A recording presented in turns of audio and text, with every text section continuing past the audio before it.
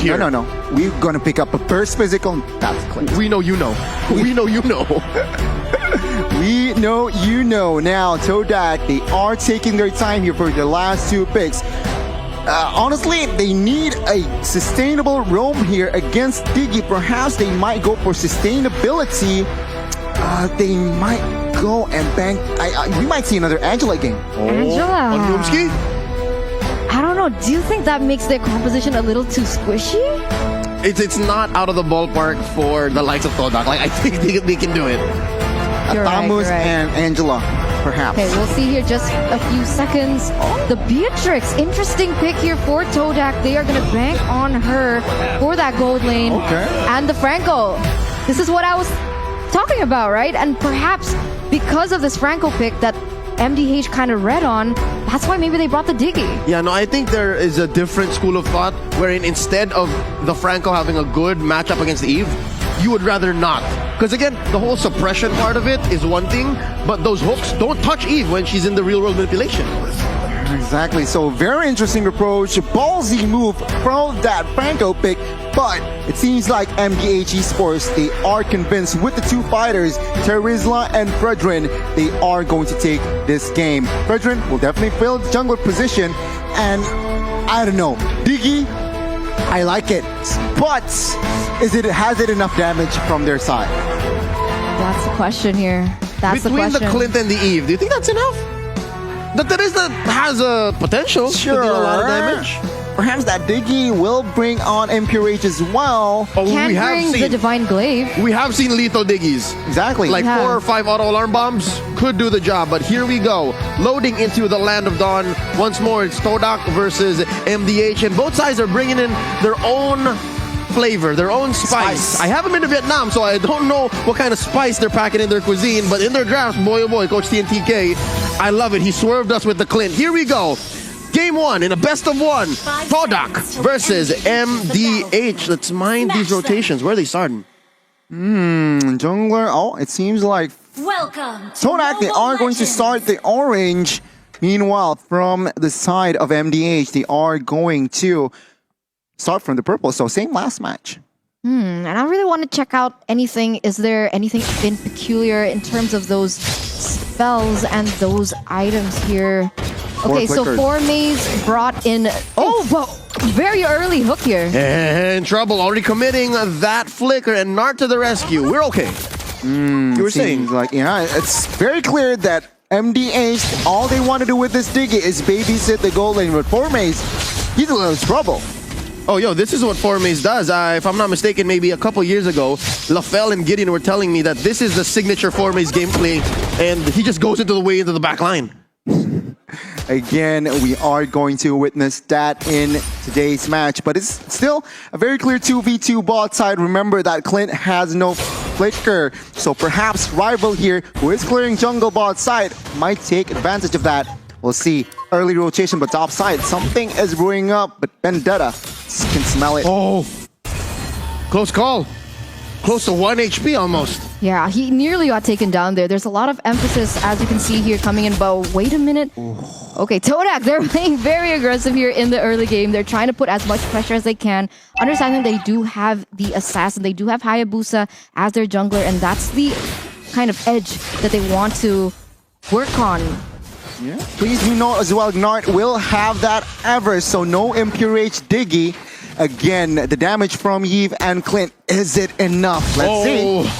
Potentially a huge clash here. my God. The King just leans into it. No penalty zone just yet. First blood drawn by Formaze in his debut game at M4. Beautiful, beautiful, beautiful. Todak now going to be leading in terms of that gold as well because they were able to get that neutral objective. Now, how are MDH going to try play about this, right? Because in terms of that early game, MDH has way more of ability to kind of work with. They need to be a little bit more safe when it comes down to that rotation, and they are trying to play for that, so they do still have the ability to come back in the game because it has only been 3 minutes. Oh my god, a flicker.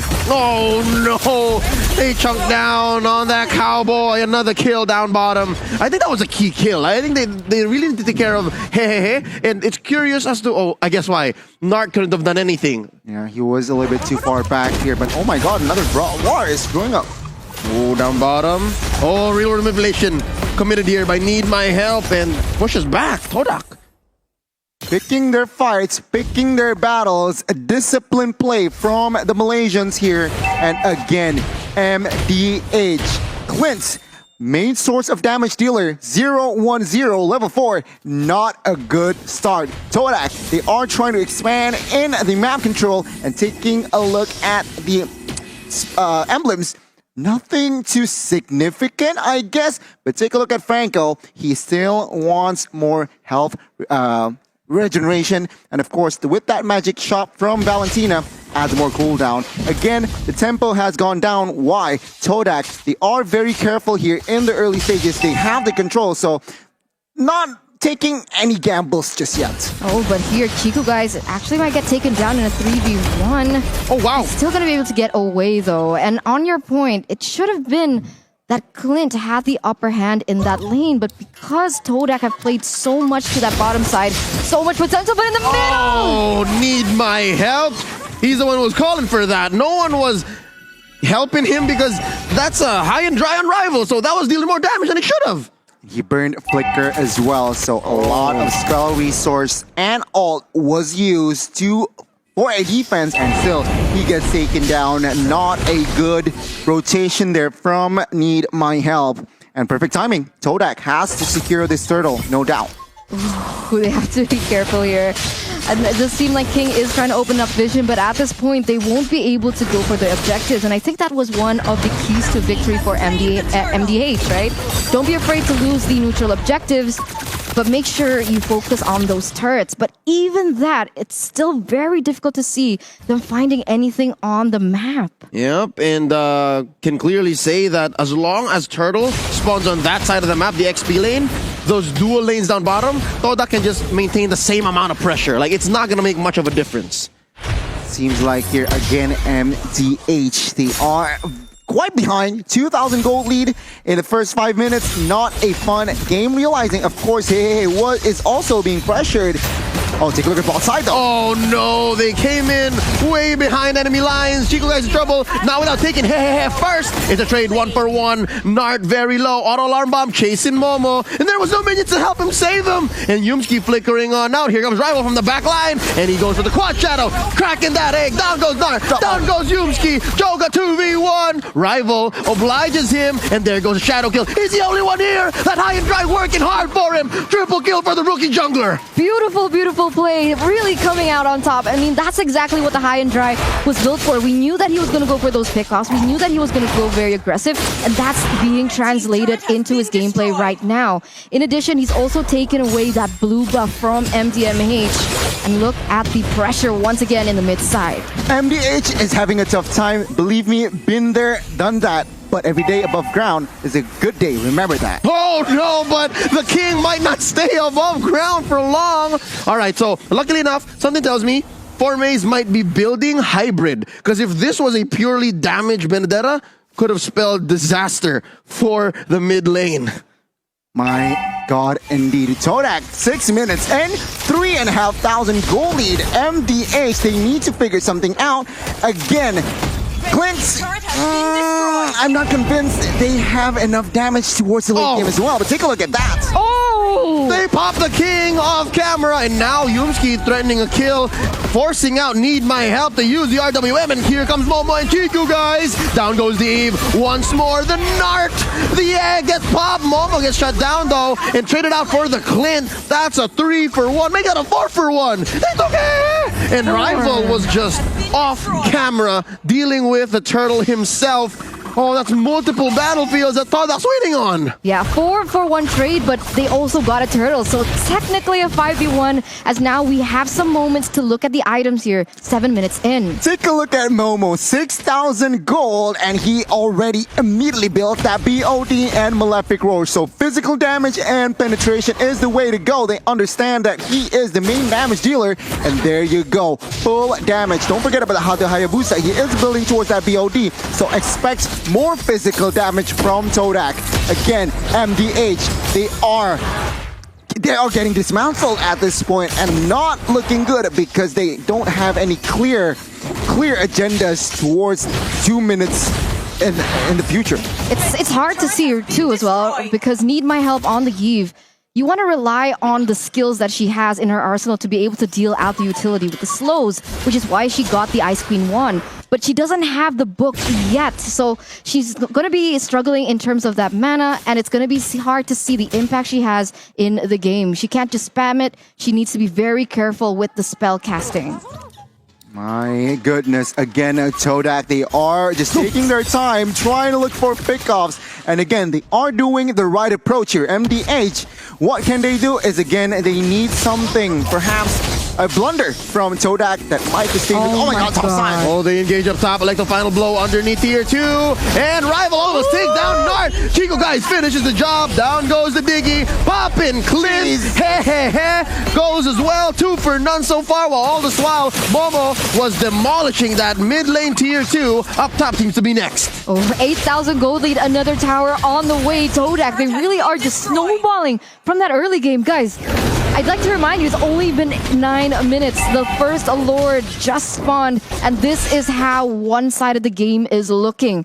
Is there any way that MDH can come back from this deficit? Again, they need, I guess, to find a miracle. Todak needs to make a mistake twice or thrice even, then MDH can somehow equalize. As it stands, it's not really looking good here. MDH, 3 basers standing with the first Lord marching very, very soon.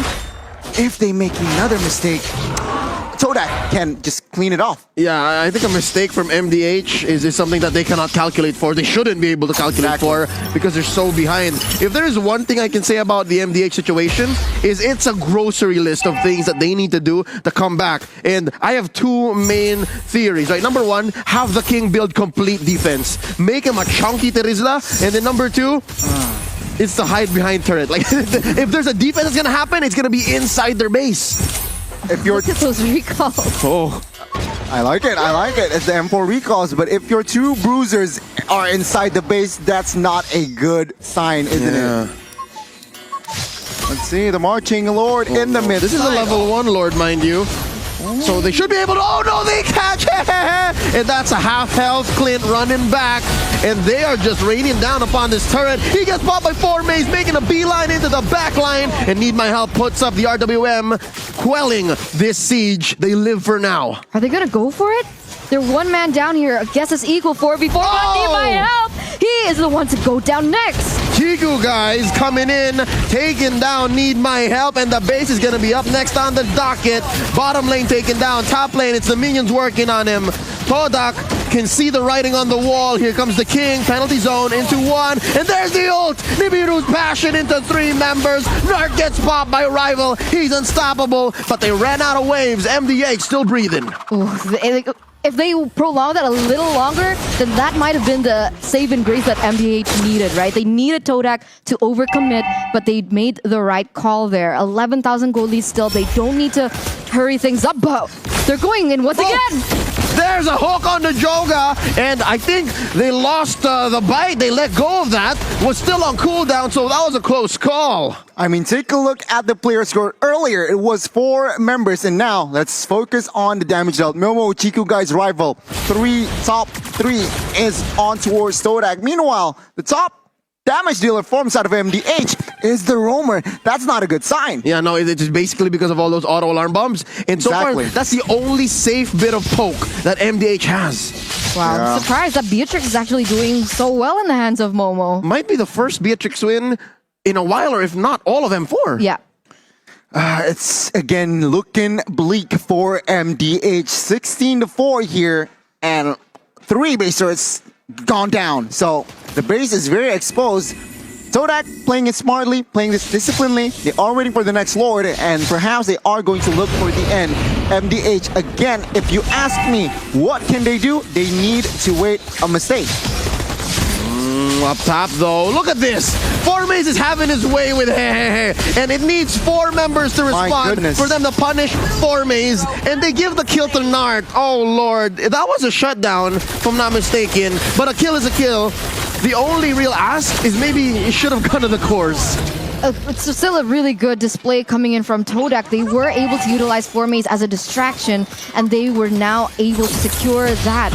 Lord without... It's free. Yeah, for free. Sorry, I was looking at Yumski and I was like, is he gonna get that hook? But he still misses right now. They have 10 seconds left for Formace to go back up. And MDH, this might be the final defense that they have in this game. Not looking good for a DG debut here by MDH. Let's see the offense and as well as defense, Leo. Yep, all lanes masterfully synchronized. They're crashing in. The answer, RWM need my help. Going in, acting like a turd himself. And MDH is the king, very low. Gonna back out. Oh, he's making that body of Smith work. Double time, triple time even. And goes Narc. He gets popped, but they survive. Oh, what? No, wait, there's a bite. Down goes Ehehe. And that's about it. They lasted maybe seconds more than they should have, but it's all crumbling down. That need my help, the only bastion left. But Todak, they get the dub. They get the dub, and they're officially the upper bracket, the first to secure the upper brackets in the knockouts. Congratulations to the Malaysian representatives. It was an amazing performance, very dominant, very disciplined towards the very end. The coaches' vision are well executed by the players. 1-0 at Todak. My goodness, a convincing performance. And I feel like based on the 3 matches that we witnessed from Todak, they are very ready for the knockout stage. Oh yeah, from the 1-0 in this game alone to a 3-0 in all of the group